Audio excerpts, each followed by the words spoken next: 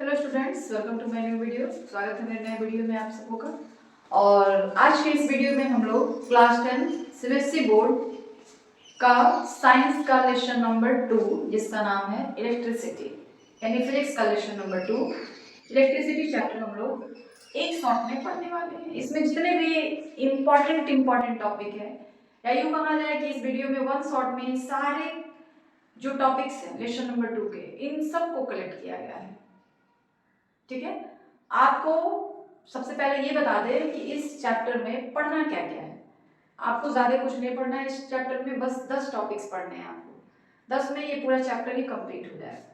पहला टॉपिक है charge, second one is property of charge, electricity, electric current, potential difference, Ohm's law, combination of resistance, फिर resistivity, electric energy and electric power. ये आपको 10-11 जो है topics हैं पढ़ने हैं। और इन टॉपिक्स पे जितने भी फॉर्मूले हैं उस फॉर्मूले से रिलेटेड न्यूमेरिकल्स को सॉल्व करना है। ठीक है, बस इतना ही पढ़ना है आपको। चैप्टर ज़्यादा बड़ा नहीं है, काफ़ी इंपॉर्टेंट चैप्टर भी है। इससे न्यूमेरिकल प्रॉब्लम्स ज़्यादा पूछे जाते हैं। कम्बिनेशन ऑफ रेसिस्टेंस पे, इलेक्ट्रिक एनर्जी पे ज़्यादा सवाल पूछे जाते हैं। देखिए, इसमें जो आपका टॉपिक है combination of resistance, electric energy और ओम्स लॉ। ओम्स लॉ, ये तीन टॉपिक्स बहुत ज़्यादा इंपॉर्टेंट हैं। इसको आपको बड़े ही ध्यान से पढ़ना है। और इस टॉपिक से रिलेटेड जो भी न्यूमेरिकल्स प्रॉब्लम होंगे उनको भी आपको सॉल्व करना है। ठीक है, तो चलिए चैप्टर को स्टार्ट करते हैं हम लोग। और पहला जो इस चैप्टर का टॉपिक है वो है चार्ज। चार्ज क्या है? Charge is fundamental property of the matter या सब्सटेंस। कोई भी सब्सटेंस है उसकी फंडामेंटल प्रॉपर्टी होती है चार्ज। चार्ज की वजह से कोई सब्सटेंस दूसरे सब्सटेंस को अट्रैक्ट करता है या डिस अट्रैक्ट करता है। ठीक है, वैसे ये माना जाता है कि जो सब्सटेंस होते हैं उसमें जो इलेक्ट्रॉन्स होते हैं उस पर निगेटिव चार्ज होता है, जो प्रोटॉन्स होते हैं उस पर पॉजिटिव चार्ज होता है। तो चार्ज कितने तरह के हो गए हैं? दो टाइप्स के। First is positive charge and second one is negative charge. Positive charge कब आता है? कि जब कोई सब्सटेंस, आपको पता है कि smallest particle of substance is called atom, और बिना एटम का कोई भी सब्सटेंस नहीं बनता है। इट मींस जितने भी सब्सटेंस हैं, जितने भी मैटर्स हैं, जितने भी पदार्थ हैं, उन सब में इलेक्ट्रॉन, प्रोटॉन और न्यूट्रॉन प्रेजेंट होता है। सब में ये तीनों चीजें पाई जाती हैं। तो अब किसी सब्सटेंस पे पॉजिटिव चार्ज होता है, किसी सब्सटेंस पे नेगेटिव चार्ज होता है। ग्लास रॉड आपने देखा होगा, सुना होगा, ग्लास रॉड पे पॉजिटिव चार्ज होते हैं। एंड जो इस स्किन ऑफ फर जिसको कहते हैं, उस पे जो होता है नेगेटिव चार्ज होता है। तो जो चार्ज होते हैं ना वो दो टाइप्स के होते हैं। एक होता है पॉजिटिव चार्ज, एक होता है नेगेटिव चार्ज। कोई भी सब्सटेंस हो, जब वो इलेक्ट्रॉन डोनेट करता है, इलेक्ट्रॉन किसी को देता है, इलेक्ट्रॉन उसके अंदर से बाहर निकलता है, तो उसके ऊपर पॉजिटिव चार्ज आता है। और कोई भी सब्सटेंस जब इलेक्ट्रॉन एक्सेप्ट करता है, लेता है, तो उसके ऊपर नेगेटिव चार्ज आता है। आपने देखा होगा, आप कागज के छोटे छोटे टुकड़े रख लीजिए और इस पेन को आप क्या करिए, स्क्रब कर लीजिए बाल पे या अपने कपड़े पे या अपने स्किन पे, और उसके बाद जो कागज के आपने छोटे छोटे टुकड़े रखे हैं ना उसके ऊपर ले जाइए। ये पेन क्या करेगा, उस कागज के छोटे छोटे टुकड़े को अपनी ओर अट्रैक्ट कर लेगा, यानी इस पे चार्ज आ गया है, ये चार्ज हो गया है। अब इसमें किस टाइप का चार्ज आया है, पॉजिटिव चार्ज आया है कि नेगेटिव चार्ज आया है, ये आप डिफाइन नहीं कर सकते। ये पता है एक पे पॉजिटिव चार्ज आएगा और एक पे नेगेटिव चार्ज आएगा, बट किस पे पॉजिटिव आएगा किस पे नेगेटिव आएगा ये कह पाना मुश्किल है। क्योंकि एक जो होता है जिस पे पॉजिटिव चार्ज आता है वो इलेक्ट्रॉन डोनेट करता है, तो जिस पे नेगेटिव चार्ज आता है वो उतना ही इलेक्ट्रॉन एक्सेप्ट करता है। ठीक है, तो ये हिसाब किताब है कि किस तरह से कोई ऑब्जेक्ट जो होता है, कोई सब्सटेंस जो होता है, उसको हम लोग चार्ज करते हैं।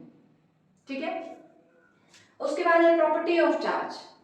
और चार्ज को हम लोग किससे डिनोट करते हैं? क्यू से। क्यू इज इक्वल टू होता है N into E and number of electron E, एक इलेक्ट्रॉन पर जितना चार्ज होता है, एक इलेक्ट्रॉन पे कितना चार्ज होता है बेटा, एक इलेक्ट्रॉन पर जो चार्ज की अमाउंट होती है -1.6 इंटू 10 के पावर -19 कूलम।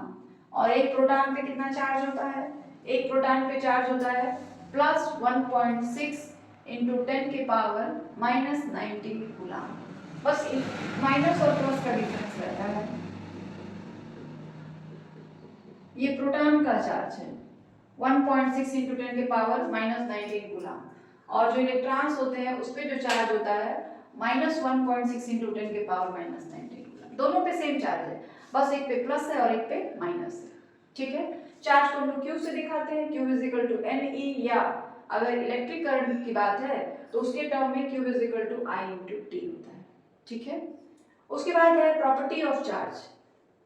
अभी आपने जाना कि चार्ज जो होते हैं टू टाइप्स के होते हैं, positive charge and negative charge. इन दोनों की प्रॉपर्टी क्या होती है, खासियत क्या होती है? तो जो सेम चार्ज होते हैं एक दूसरे को डिस अट्रैक्ट करते हैं या रिपेल करते हैं, एक दूसरे से दूर हटते हैं। लेकिन जो अनलाइक चार्ज होते हैं, अपोजिट चार्ज होते हैं, एक दूसरे को अट्रैक्ट करते हैं।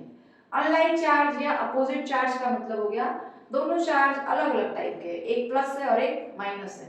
तो एक प्लस चार्ज और एक माइनस चार्ज है तो दोनों एक दूसरे को अट्रैक्ट करेंगे। लेकिन अगर दोनों चार्ज सेम है, दोनों प्लस प्लस है या दोनों माइनस माइनस है, तो फिर वो दोनों एक दूसरे को अट्रैक्ट नहीं करेंगे, एक दूसरे से दूर हटेंगे।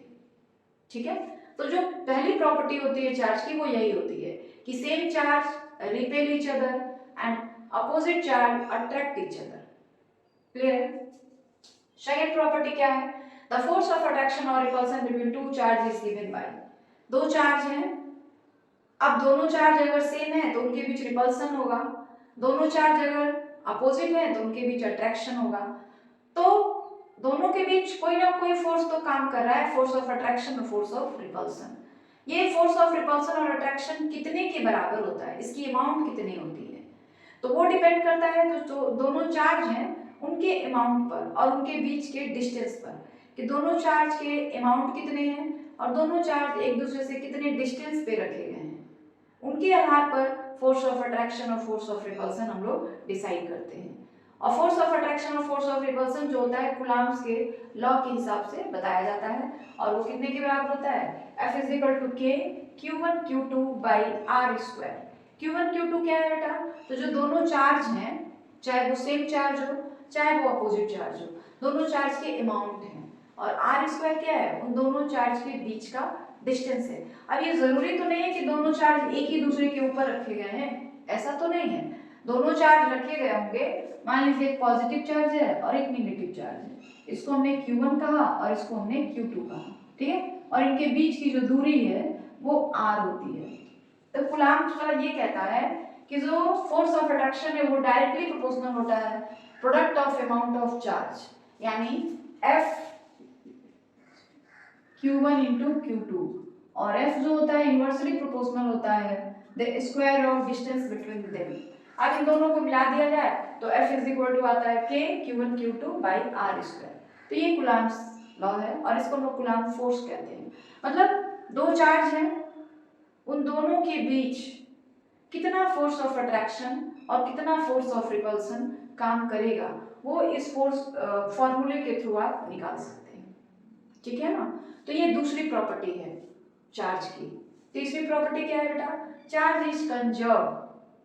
मतलब ये है बेटा कि जो चार्ज होता है उसको ना तो आप डिस्ट्रॉय कर सकते हैं और ना ही उसको आप क्रिएट कर सकते हैं। चार्ज जितना पहले से था नेचर में आज भी उतना ही है, उसको हम किसी भी तरीके से खत्म नहीं कर सकते, डिस्ट्रॉय नहीं कर सकते, और किसी भी तरीके से उसको हम क्रिएट नहीं कर सकते, बना नहीं सकते। ये नेचर में जितना है, पहले जितना था आज भी उतना है। This is called conserved. Clear है? फोर्थ प्रॉपर्टी क्या है बेटा, electric charge is additive.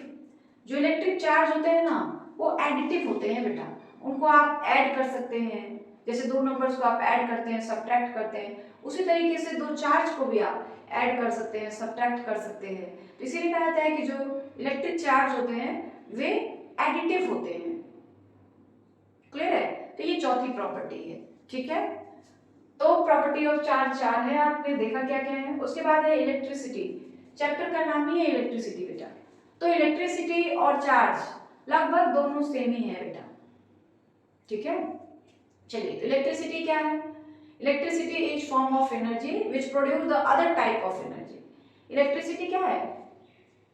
Energy का एक रूप है, एनर्जी का एक पार्ट है। आपने जाना होगा कि एनर्जी कई टाइप्स के होते हैं, और एनर्जी भी जो है कंजर्व होता है, उसको ना तो आप क्रिएट कर सकते हैं ना तो आप डिस्ट्रॉय कर सकते हैं, उसको केवल एक फॉर्म से दूसरे फॉर्म में चेंज किया जा सकता है। तो एनर्जी जो आपका इलेक्ट्रिसिटी है that is form of energy, यह जो है एक एनर्जी का रूप है, एक एनर्जी का फॉर्म है which is produced by other type of energy, यह अदर टाइप्स ऑफ एनर्जी से क्रिएट होता है, ठीक है।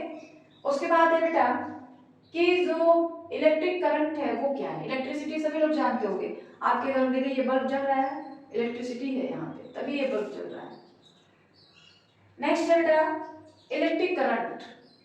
देखिए, जब इलेक्ट्रॉन फिक्स, इलेक्ट्रॉन को ही हम लोग चार्ज बोलते हैं बेसिकली, जो इलेक्ट्रॉन होता है वही चार्ज होता है, जो प्रोटॉन होता है वो चार्ज होता है। इलेक्ट्रॉन पर नेगेटिव चार्ज होता है, प्रोटॉन पे पॉजिटिव चार्ज होता है।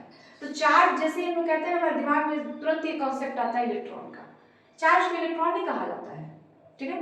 तो इलेक्ट्रॉन या चार्ज जब तक रेस्ट के पोजीशन में है तब तक वो चार्ज है, लेकिन वही इलेक्ट्रॉन जब मोशन करने लगे then it is called electric current. आई बात समझ में कि जब तक इलेक्ट्रॉन रेस्ट में है दैट इज चार्ज, लेकिन जब वही इलेक्ट्रॉन मोशन करने लगता है, आगे की ओर बढ़ने लगता है, that is called electric current. तो ये भी कहा जाता है electric current is defined as the continuous flow of charge. आप ये कह सकते हो electric current is defined as the continuous flow of charge, या फिर आपने यहाँ पे दूसरा डेफिनेशन में लिखा हुआ है it is defined as the rate of flow of electric charge, it is denoted by q and I is equal to q by t। तो it is defined as rate of flow of electric charge। किस speed से, किस rate से जो charge है वो flow कर रहा है। हमने अभी आपको बताया कि जब तक इलेक्ट्रॉन फिक्स है तब तक वो चार्ज है बेटा, जब वही इलेक्ट्रॉन मोशन करने लगे तो उसको हम लोग इलेक्ट्रिक करंट कहेंगे। तो कहा जाता है rate of flow of charge in the conductor is called electric current. किस रेट से, किस स्पीड से इलेक्ट्रिक चार्ज फ्लो कर रहा है, इलेक्ट्रिक चार्ज फ्लो कर रहा है, ठीक है ना बेटा। तो इसी को हम लोग कहते हैं इलेक्ट्रिक करंट। इलेक्ट्रिक करंट जो होता है इसको हम लोग I से डिनोट करते हैं, and I is equal to Q upon T। Charge किस स्पीड से, किस रेट से फ्लो कर रहा है, जो हमारा चार्ज है वो किस गति से आगे बढ़ रहा है, किस स्पीड से आगे बढ़ रहा है, तो उसको हम लोग कहते हैं करंट। करंट जो होता है उसको हम लोग I से दिखाते हैं, and I is equal to Q by T। और जो इलेक्ट्रिक करंट होता है उसका SI यूनिट एम्पियर होता है। इलेक्ट्रिक करंट का जो SI यूनिट होता है ना बेटा, SI unit of current, SI unit of current वो होता है ampere,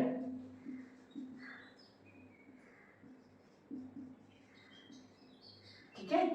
SI unit of electric current क्या होता है बेटा, एम्पियर होता है। क्लियर है। नेक्स्ट टॉपिक है हमारा इलेक्ट्रिक पोटेंशियल। इसके पहले एक आता है इलेक्ट्रिक पोटेंशियल। देखिए बेटा, इलेक्ट्रिक पोटेंशियल या potential difference both are nearly same. दोनों जो है नियरली इक्वल टू, मतलब दोनों जो है नियरली इक्वल, बस थोड़ा सा डिफरेंस है। इलेक्ट्रिक पोटेंशियल क्या होता है बेटा, amount of work done in moving a unit charge from infinite to a fixed point। Electric potential क्या है बेटा, electric potential is defined as amount of work done in moving a unit charge from infinite to a certain point।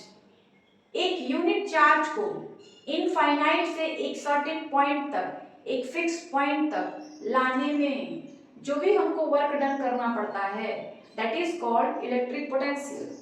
It is denoted by V। Clear, इसको भी हम लोग V से ही दिखाते हैं, and it is W is equal to V into T। Work done है ना, इस वजह से। अब बिल्कुल वही चीज है यहाँ पे पोटेंशियल डिफरेंस का। इलेक्ट्रिक पोटेंशियल में क्या हो रहा था कि एक चार्ज हमारा इनफाइनाइट पे था, उसको हम खींच के ला रहे एक फिक्स पॉइंट तक, तो हमको जितना वर्क डन करना पड़ेगा that is called electric potential. लेकिन पोटेंशियल डिफरेंस में क्या होता है बेटा, दो पॉइंट्स होते हैं, वहां पे क्या था एक पॉइंट इनफाइनाइट हो जाता है, लेकिन नहीं यहाँ पे दोनों पॉइंट फिक्स है, this is called A and this is called B.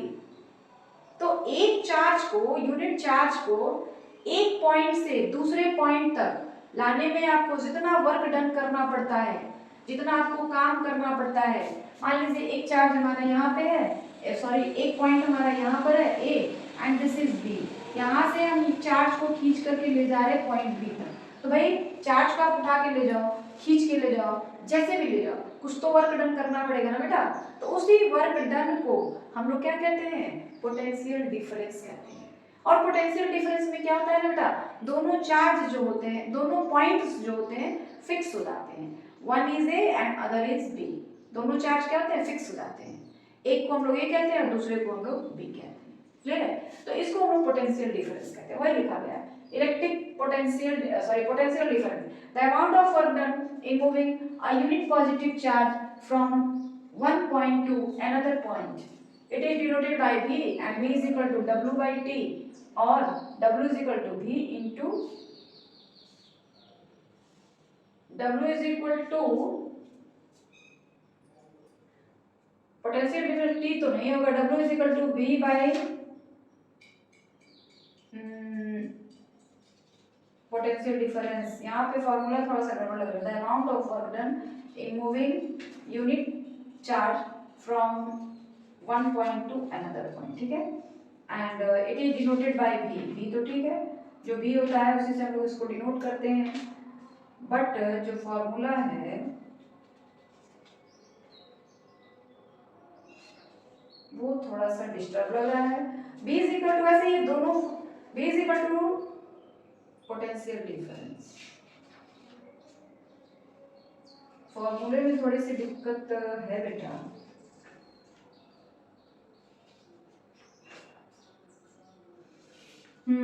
जब भी W is equal to V into Q भी होता है इसमें, गड़बड़ है बेटा, यहाँ पे T नहीं होगा क्योंकि रेट नहीं दिया गया है, V is equal to W by Q होगा बेटा, यहाँ पे गड़बड़ है, देख लीजिएगा आप लोग, V is equal to W by Q और W is equal to V into Q, ये होगा बेटा, T नहीं होगा वहाँ पे, ठीक है। तो पोटेंशियल डिफरेंस क्या है, amount of work done in moving a unit charge from one point to another, एक यूनिट चार्ज को एक फिक्स पॉइंट से दूसरे फिक्स पॉइंट तक लाने में जो भी वर्क डन होता है उसी को हम लोग कहते हैं potential difference. It is denoted by V and V is equal to W by Q और W is equal to V into Q। The SI unit of potential difference is volt. जो पोटेंशियल डिफरेंस होता है और जो electric potential होता है, दोनों का जो SI यूनिट होता है ना बेटा वो वोल्ट ही होता है, ठीक है, दोनों का जो SI यूनिट है that is volt. Next Ohm's law, ये बेटा मोस्ट इंपॉर्टेंट है, बहुत ज्यादा इंपॉर्टेंट टॉपिक है, आपको क्लास 10th में पढ़ रहे हैं आप, क्लास 12th में भी पढ़ने को मिलेगा ये ओम्स लॉ, ठीक है।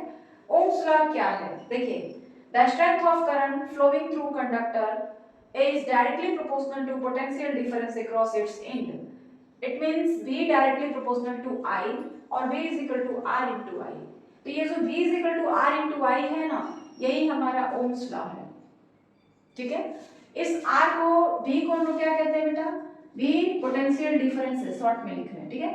R जो है एक कांस्टेंट है जिसको हम लोग रेजिस्टेंस बोलते हैं बेटा, रेजिस्टेंस, एंड I क्या है, करंट, I तो आप लोग जानते ही होंगे, दिस इज करंट। तो ओम्स लॉ क्या है, ओम्स जो थे साइमन ओम जिनको कहा जाता है, ऐसे फर्स्ट साइंटिस्ट थे जिन्होंने क्या किया कि एक जो कंडक्टर है उसमें पोटेंशियल डिफरेंस और उसमें जितना करंट फ्लो हो रहा है, कंडक्टर का मतलब है जिसमें इलेक्ट्रिसिटी फ्लो कर सके, ठीक है, जैसे तार हो गया। तो एक कंडक्टर्स जो होते हैं उसके अंदर जो पोटेंशियल डिफरेंस है, उसके अंदर जो करंट फ्लो हो रहा है, इन दोनों के बीच उन्होंने एक रिलेशनशिप दिया, एक संबंध बताया, और वही संबंध जो है आगे चल के ओम्स लॉ कहा गया। अब वो ओम्स लॉ है क्या बेटा, द स्ट्रेंथ ऑफ करंट, किसी कंडक्टर में कितना करंट फ्लो हो रहा है वो कैसा होता है, is flowing through the conductor is directly proportional to potential difference across its end. एक कंडक्टर में कितना करंट फ्लो हो रहा है वो कैसे पता चलता है, उसका स्ट्रेंथ कैसा होता है, उसका अमाउंट कैसा होता है, directly proportional to potential difference across its end. जो कंडक्टर है उसके दो एंड्स होंगे, मतलब एक तार है मान लीजिए, तो एक एंड ये हो गया दूसरा एंड ये हो गया, दोनों एंड्स के बीच जो पोटेंशियल डिफरेंस है उसके डायरेक्टली प्रोपोर्शनल होता है करंट जो इसमें फ्लो करता है।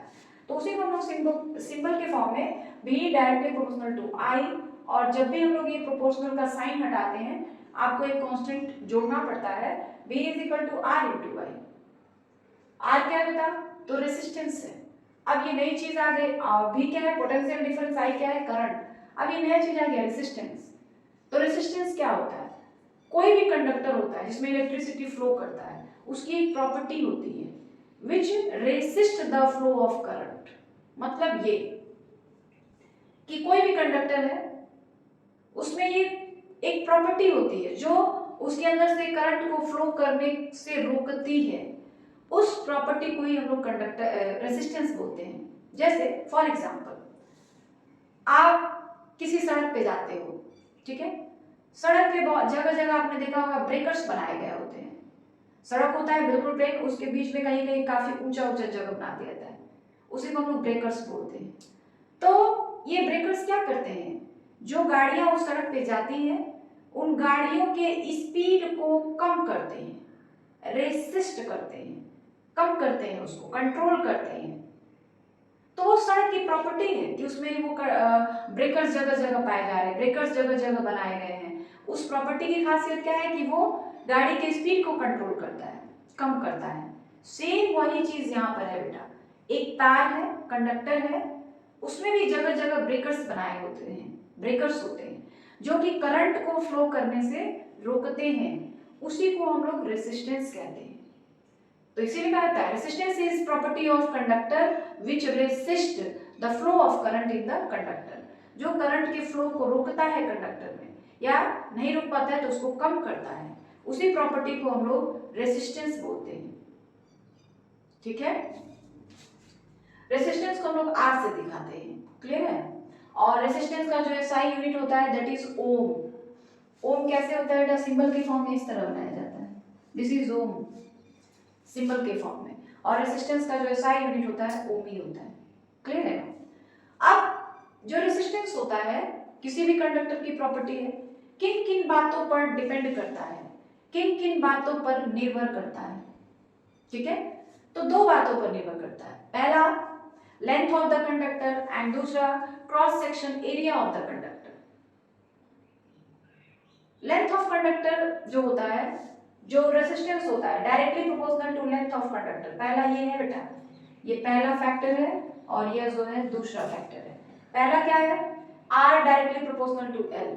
मतलब कोई तार है उसकी लंबाई जितनी ज्यादा रहेगी रेजिस्टेंस भी उतना ही ज्यादा रहेगा, और अगर तार की लंबाई बेटा कम है तो रेजिस्टेंस भी कम ही रहेगा, ठीक है।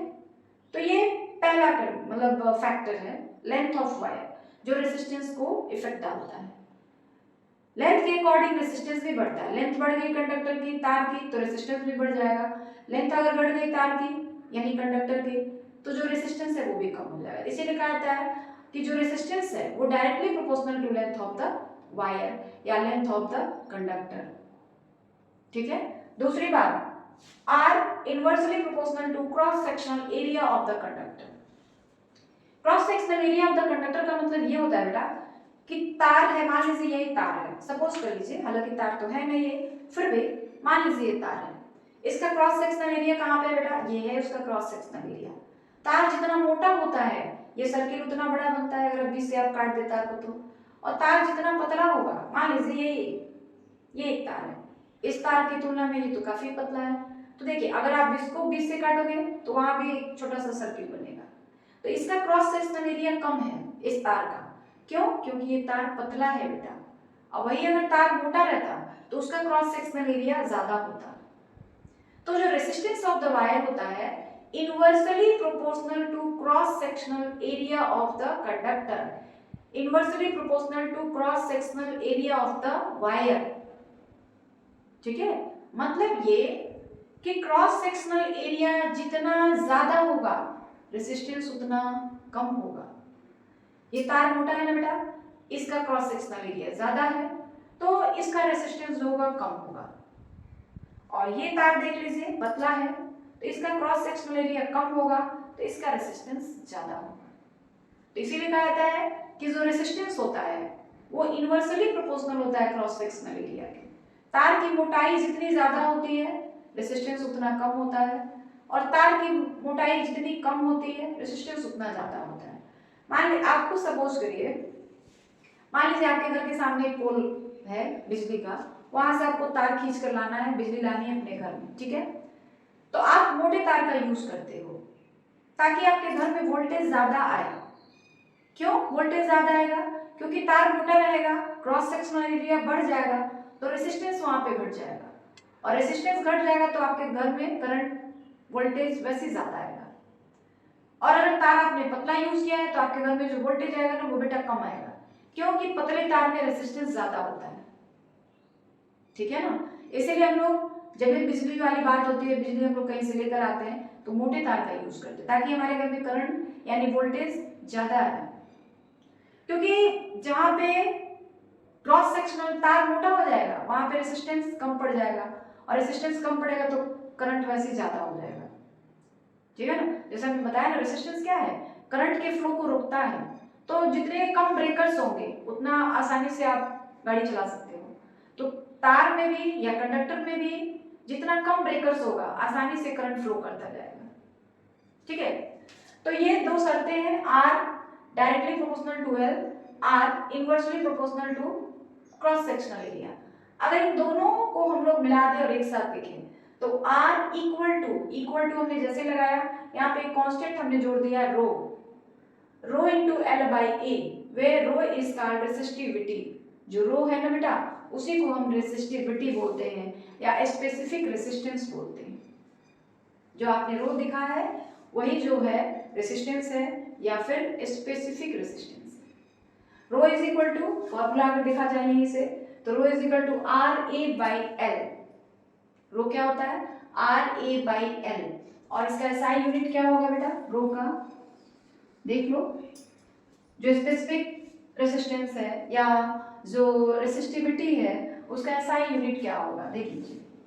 आर के लिए तो ओम हो गया, ए के लिए मीटर स्क्वायर हो गया क्योंकि वो क्षेत्रफल है, और एल के लिए मीटर हो गया। तो 1 मीटर और 1 मीटर कैंसिल हो गया, क्या बचा हमारे पास? ओम मीटर। यानी जो रेसिस्टिविटी है या जो स्पेसिफिक रेसिस्टेंस है उसका जो एसआई यूनिट होता है बेटा वो क्या होता है? ओम मीटर होता है। क्लियर हो गई कि रेसिस्टिविटी क्या है? कोई दिक्कत नहीं होगा, आगे बढ़ा जाएगा। चलिए, combination of resistance. Combination of resistance होता है सर्किट में किया जाता है। सर्किट में क्या किया जाता है? कई सारे रेसिस्टेंस को आपस में जोड़ दिया जाता है ताकि जो रिजल्टेंट रेसिस्टेंस है वो इंक्रीज हो जाए या जो रिजल्टेंट रेसिस्टेंस है वो डिक्रीज हो जाए। तो रेसिस्टेंस जितना डिक्रीज होगा करंट उतना बढ़ जाएगा, करंट की वैल्यू जो होगी बढ़ जाएगी, और रेसिस्टेंस जितना ज्यादा होगा इंक्रीज होगा करंट की वैल्यू उतनी घट जाएगी। तो जो रेसिस्टेंस है रिजल्टेंट रेसिस्टेंस उसको इंक्रीज या डिक्रीज करने के लिए हम लोग कई सारे रेसिस्टेंस को या कई सारे रेसिस्टर्स को आपस में जोड़ते हैं। ठीक है, और इनके जोड़ने के जो दो तरीके होते हैं। First is series combination of resistance. First is series combination of resistors, and second is parallel combination of resistors. Parallel combination. Parallel combination में जो रेसिस्टेंस का इक्विवेलेंट रेसिस्टेंस होता है ना उसको हम लोग इस तरह दिखाते हैं, 1/R is equal to 1/R1 plus 1/R2 plus 1/R3 plus 1/R and so on, इस तरह। और सीरीज में क्या होता है? सीरीज में सिंपली होता है R is equal to R1 plus R2 plus R3 plus dot dot. आई बात समझ में? जब दो या दो से ज्यादा रेसिस्टेंस को आपस में इस तरह जोड़ा जाता है कि एक पॉजिटिव और दूसरा नेगेटिव एक साथ, फिर तीसरे का पॉजिटिव चौथे का नेगेटिव एक साथ, फिर एक का पॉजिटिव और एक का नेगेटिव एक साथ, इस तरह से जोड़ा जाता है तो उसको हम लोग सीरीज कॉम्बिनेशन ऑफ रेसिस्टेंस बोलते हैं। और उसके लिए जो इक्विवेलेंट रेसिस्टेंस होता है, मान होता है, वो होता है RS। आप चाहो तो लिख लो सीरीज, RS का मतलब सीरीज, और यहाँ पे RP का मतलब पैरेलल कॉम्बिनेशन। तो सीरीज कॉम्बिनेशन का जो इक्विवेलेंट रेसिस्टेंस होता है वो होता है RS is equal to R1 plus R2 plus R3 plus dot dot dot, इस तरह। ठीक है। और जो पैरेलल कॉम्बिनेशन होता है उसमें क्या होता है कि जितने भी रेसिस्टेंस को हम लोग आपस में जोड़ रहे हैं उन सबके पॉजिटिव टर्मिनल्स को एक पॉइंट पे और नेगेटिव टर्मिनल्स को एक पॉइंट पे जोड़ते हैं, तो उसको जो होता है हम लोग पैरेलल कॉम्बिनेशन बोलते हैं। इसका हमने डिटेल वीडियो बना करके पहले से ही रखा हुआ है, आप जाके लेक्चर वाइज इसके वीडियो पड़े हुए हैं, आप जाके चैनल पे देख सकते हैं इसको। ठीक है, और अच्छे से चीजें क्लियर हो जाएंगी, वहाँ पे सारा डेरिवेशन वगैरह सब किया गया है। ठीक है, तो पैरेलल कॉम्बिनेशन का जो इक्विवेलेंट रेजिस्टेंस होता है वो होता है 1/Rp is equal to 1/R1 plus 1/R2 plus 1/R3 plus 1/R4 plus 1/R5, इस तरह से चलता रहता है। तो इसको हम लोग पैरेलल कॉम्बिनेशन ऑफ सीरीज कहते हैं। पैरेलल कॉम्बिनेशन में क्या होता है, जो रिजल्टेंट रेजिस्टेंस होता है, जो इक्विवेलेंट रेजिस्टेंस होता है, उसकी वैल्यू घट जाती है। लेकिन सीरीज कॉम्बिनेशन में क्या होता है, जो इक्विवेलेंट रेजिस्टेंस होता है या जो रिजल्टेंट रेजिस्टेंस होता है उसकी वैल्यू बढ़ जाती है। इसीलिए घरों में जो सर्किट्स बनाए जाते हैं हमारे घरों में, उसमें जितने भी रेजिस्टेंस होते हैं, जितने भी रेसिस्टर्स होते हैं, उन सबको पैरेलल में जोड़ा जाता है। ताकि पैरेलल में क्या होता है कि जैसे आपके घर में कई सारे इलेक्ट्रिक अप्लायंस हैं, जैसे मान लीजिए आप एक फ्रिज है, एक कूलर है, एक पंखा है, एक टीवी है, इन सारी चीज़ों को रखा है आपने। तो पैरेलल में क्या होता है कि जितने भी इलेक्ट्रिक अप्लायंस होते हैं सबके लिए अलग अलग स्विच बने होते हैं। आप जिसको यूज करना चाहे उसी को स्विच ऑन करें और जिसको ना यूज करना चाहे उसको स्विच ऑफ रखें। लेकिन अगर ये सारी चीजें सीरीज में जोड़ दी जाए ना, तो क्या होता है कि एक चीज को आप ऑन करेंगे तो सारी चीजें वर्क करने लगेंगी। जिसकी आपको जरूरत है वो भी वर्क करेगा, जिसकी आपको जरूरत नहीं है वो भी वर्क करेगा। तो सीरीज में कॉम्बिनेशन जब किया जाता है रेसिस्टर्स को, तो उसमें यही दिक्कत होती है, और पैरेलल में करने से ये हमको फायदा हो जाता है। सीरीज में करने से ये भी होता है कि अगर कोई एक इलेक्ट्रिक अप्लायंस आपका खराब हो गया तो बाकी सारे जो इलेक्ट्रिक अप्लायंस होंगे वो भी वर्क नहीं करेंगे। तो इसलिए घरों में जो रेसिस्टर्स का कॉम्बिनेशन होता है, मतलब जो सर्किट्स बनाए जाते हैं उसमें कई सारे रेसिस्टर्स जोड़े जाते हैं, तो उन सारे को हम लोग पैरेलल में जोड़ते हैं, सीरीज में। ठीक है, और सीरीज के लिए जो इक्विवेलेंट रेसिस्टेंस की वैल्यू होती है RS is equal to R1 plus R2 plus R3 plus R4, इस तरह से कई सारे रेसिस्टर्स को लोग आपस में जोड़ देते हैं। सीरीज का जो इक्विवेलेंट रेसिस्टेंस होता है, ये रेसिस्टेंस होता है, उसके लिए ये फॉर्मूला होता है। लेकिन जो पैरेलल कॉम्बिनेशन किया जाता है उसके लिए जो इक्विवेलेंट रेसिस्टेंस की वैल्यू होती है वो होता है 1/Rp is equal to 1/R1 plus 1/R2 plus 1/R3 plus 1/R4, इस तरह से जितने भी रेसिस्टर्स है सबको आप आपस में ऐड कर सकते हैं। तो इस तरह से इसमें न्यूमेरिकल्स प्रॉब्लम आते हैं ज़्यादा, इस पे सवाल ज़्यादा पूछे जाते हैं आपसे पेपर में। पैरेलल कॉम्बिनेशन क्या है, इक्विवेलेंट रेजिस्टेंस क्या है, ये सारी चीज़ें नहीं पूछी जाती हैं। इस पे जो है इस फॉर्मूले से रिलेटेड सवाल पूछे जाते हैं। एक सर्किट आपको दे दिया जाता है, उसमें कई सारे रेजिस्टेंस को जोड़ा गया होता है और आपसे ये पूछा जाता है कि इस पूरे सर्किट का इक्विवेलेंट रेजिस्टेंस निकालिए। तो इस फॉर्मूले से रिलेटेड आप जितने भी क्वेश्चंस हैं उसको जरूर सॉल्व कर लीजिएगा। इसका हमने फुल वीडियो जो है अपलोड किया हुआ है, आप वहां पर भी जाकर इसको देख सकते हो। ठीक है, नेक्स्ट टॉपिक है हमारा इलेक्ट्रिक एनर्जी। तो इलेक्ट्रिक एनर्जी क्या है?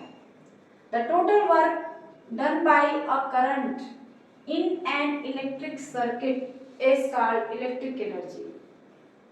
इलेक्ट्रिक करंट के थ्रू जो भी वर्क किया जाता है किसी सर्किट में, उसी को हम लोग कहते हैं electric energy. And then last topic is electric power. Electric power क्या है? The rate at which work is done by an electric current is called electric power. जिस रेट से, जिस स्पीड से, जिस गति से जो वर्क डन होता है इलेक्ट्रिक करंट के थ्रू, उसी को हम लोग इलेक्ट्रिक पावर कहते हैं।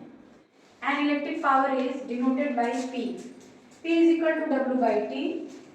तो P is equal to W by T है, तो W क्या है? Work done, T is time. Work done के लिए जो फॉर्मूला होता है W is equal to V into Q। तो हमने क्या किया, W की जगह V इंटू ये क्यूब है, आप चाहो ना तो इसको ऐसे लिख सकते हो V इंटू क्यू, और फिर V क्यू की जगह हम लोग V इंटू आई, एक मिनट, P बराबर W बाई टी हो जाएगा, और W की जगह आप ले सकते हैं V इंटू क्यू, ठीक है, और Q की जगह हम लोग लिख सकते हैं I इंटू टी, और नीचे भी T है, T एंड T कैंसिल हो जाएगा, क्या बच जाएगा? V इंटू आई। यानी ये कि जो P की वैल्यू है, इलेक्ट्रिक पावर है, वो आप W बाई टी से भी कैलकुलेट कर सकते हो, V into Q by T से भी कैलकुलेट कर सकते हो, या फिर V इंटू आई इंटू टी, या फिर V इंटू आई। ये सारे इलेक्ट्रिक पावर के ही फॉर्मूले हैं, इससे भी आप कैलकुलेट कर सकते हो। और इलेक्ट्रिक पावर का जो SI यूनिट होता है बेटा, that is what. Electric power का जो SI यूनिट होता है वो वाट होता है, और इसके कमर्शियल यूनिट्स जो होते हैं किलोवाट, मेगावाट एंड जूल, मतलब बड़े वाले यूनिट्स। जैसे हम लोग डिस्टेंस मेजर करने के लिए सबसे छोटी यूनिट क्या होती है, मान लीजिए मिलीमीटर, फिर सेंटीमीटर, फिर मीटर, फिर किलोमीटर, इस तरह से। तो उसी तरह से जो पावर है, इलेक्ट्रिक पावर है, उसका सबसे छोटा यूनिट जो होता है वाट होता है, उससे बड़ा जो होता है किलोवाट होता है, उससे भी जो बड़ा होता है जूल होता है, उसके बाद फिर मेगावाट होता है, गीगा, इस तरह से ये कमर्शियल यूनिट्स हो जाते हैं। घरों में जो बिजली हम लोग यूज करते हैं उसको हम लोग किलोवाट आवर में यूज करते हैं। आपके घरों में जो मीटर लगा होता है ना, बिल आता है तो उसमें कहते हैं 1 यूनिट, 2 यूनिट, 3 यूनिट। ये यूनिट्स क्या हैं? यूनिट्स जो होता है ना, 1 किलोवाट आवर होता है, उसी को हम लोग 1 यूनिट बोलते हैं। तो सबसे छोटी यूनिट्स जो होती है वाट होती है, और उससे बड़ी वाली जो यूनिट्स होती है किलोवाट होती है। और 1 kilowatt is equal to 1 kilowatt is equal to 1000 watt. 1 kilowatt जो होता है 1000 वाट के बराबर होता है, और 1 किलोवाट आवर जो होता है, जिसको हम लोग यूनिट्स बोलते हैं, तो वो कितने के बराबर होता है? 1 किलोवाट आवर, यह जो होता है 3.6 इंटू 10 के पावर 6 जूल के बराबर होता है। इट मीन्स 3.6 इंटू 10 के पावर 6 जूल के बराबर होता है। तो ये किलोवाट, जूल, मेगावाट, ये सारे जो है ना कमर्शियल यूनिट्स हैं पावर के। एंड उसके बाद का जो टॉपिक है वो हमारा है प्रैक्टिकल एप्लीकेशन, नहीं, ये एक होता है practical application of heating effect of electric current, या आप कह सकते हो application of heating effect of electric current. Heating effect of electric current का मतलब ये हो गया कि किस तरह से जब किसी कंडक्टर में करंट फ्लो होता है तो वो हीट हो जाता है, वो गर्म हो जाता है। आपने देखा भी होगा, आपका पंखा है या बल्ब है, ये अगर काफ़ी देर तक यूज़ किए जाते हैं तो ये गर्म हो जाते हैं, हीट हो जाते हैं। मतलब जो करंट होता है ना, वो अभी heating effect of electric current देता है। ठीक है, तो ये जितने भी टॉपिक्स थे आपके लेसन नंबर 2 इलेक्ट्रिसिटी में, वो सारे आपके कंप्लीट हो गए। और आज के वीडियो में बस इतना ही। वीडियो के लास्ट में ये कहूँगी कि जितना ज़्यादा हो सके वीडियो को लाइक करें, शेयर करें। वीडियो के अंदर जो भी कमियां हो उसे कमेंट से ज़रूर बताएं, और चैनल को सब्सक्राइब कर लें ताकि जो भी वीडियो अपलोड किए जाए उसका नोटिफिकेशन आपको समय से मिल जाएगा।